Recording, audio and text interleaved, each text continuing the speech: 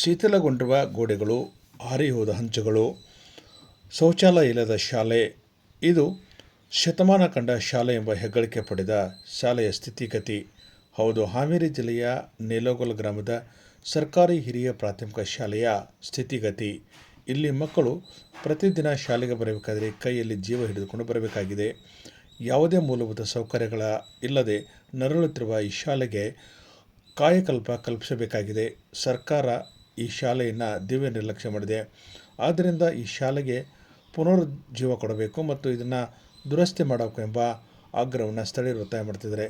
ಇಲ್ಲಿ UKG LKG ಇಂದ ಹಿಡ್ಕೊಂಡು ಹೈಯರ್ ಪ್ರೈಮರಿವರೆಗೂ ಸಹ ಈ ಒಂದು ಶಾಲೆಯಲ್ಲಿ ವರ್ಗಗಳು ಆರಂಭವಾಗುತ್ತವೆ. ಆದರೆ ಪ್ರತಿನಿತ್ಯ ಇಲ್ಲಿ ಶಾಲೆಗಳು ನಿತ್ಯ ನರಕ ಯಾತನವನ್ನು ಮಕ್ಕಳು ಅನುಭವಿಸಬೇಕಾದ ಸ್ಥಿತಿ ನಿರ್ಮಾಣವಾಗಿದೆ.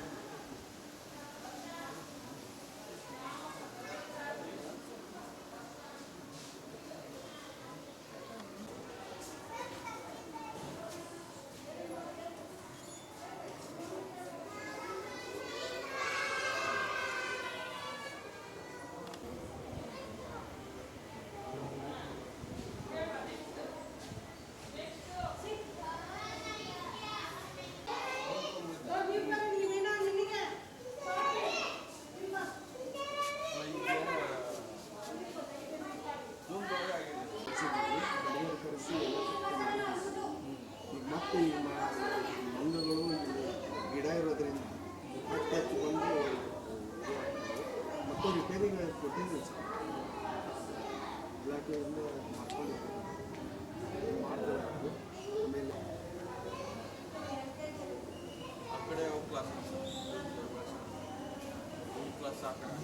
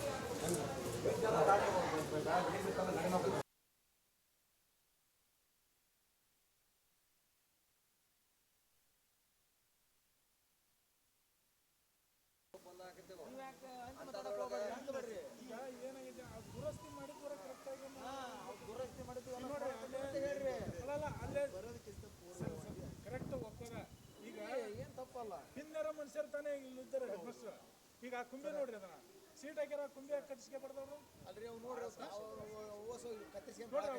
ಹಂಚು ನೋಡ್ರಿ ಈಗಿನ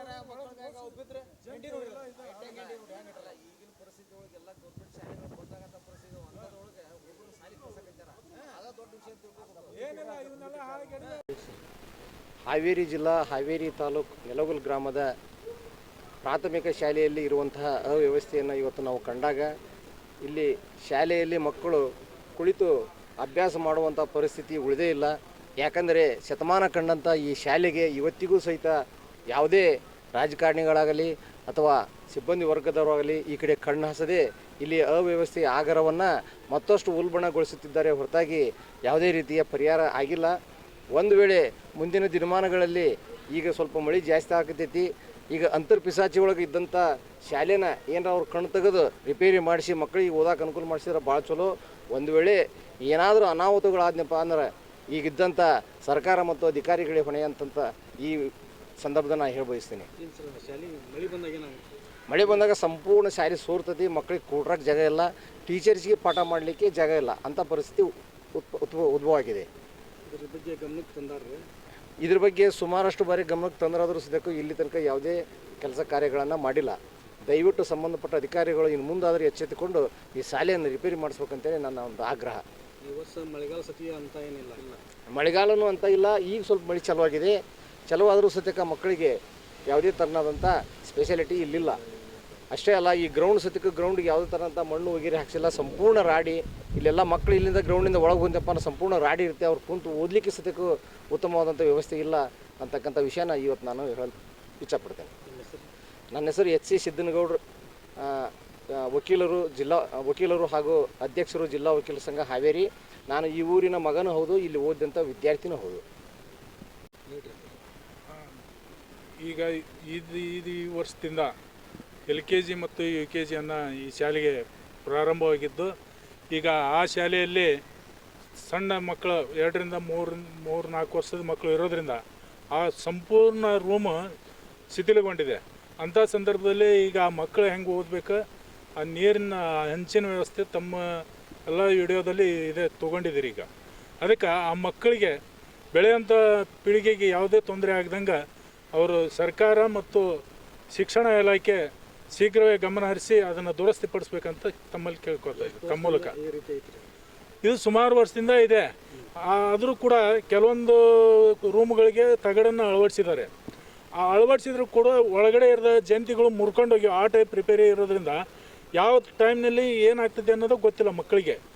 ಆದ ಕಾರಣ ಶಿಕ್ಷಣ ಇಲಾಖೆಯವರು ಶೀಘ್ರವೇ ಇಲ್ಲಿ ಬಂದು ಅವೆಲ್ಲ ಸ್ಥಾನಿಕ ಪರಿಶೀಲನೆ ಮಾಡಿ ಮಕ್ಕಳಿಗೆ ಓದಲಿಕ್ಕೆ ಅವಕಾಶ ಮಾಡಿಕೊಡ್ಬೇಕು. ಒಂದು ಒಳ್ಳೆಯ ಸುಸಜ್ಜಿತ ಕಟ್ಟಡವನ್ನು ನಿರ್ಮಿಸಿಕೊಡ್ಬೇಕಂತ ತಮ್ಮಲ್ಲಿ ತಮ್ಮ ಮೂಲಕ. ಚೆನ್ನಪ್ಪ ಚಂದ್ರಾಪಟ್ಟಣ, ಮಾಜಿ ಗ್ರಾಮ ಪಂಚಾಯತಿ ಸದಸ್ಯರು.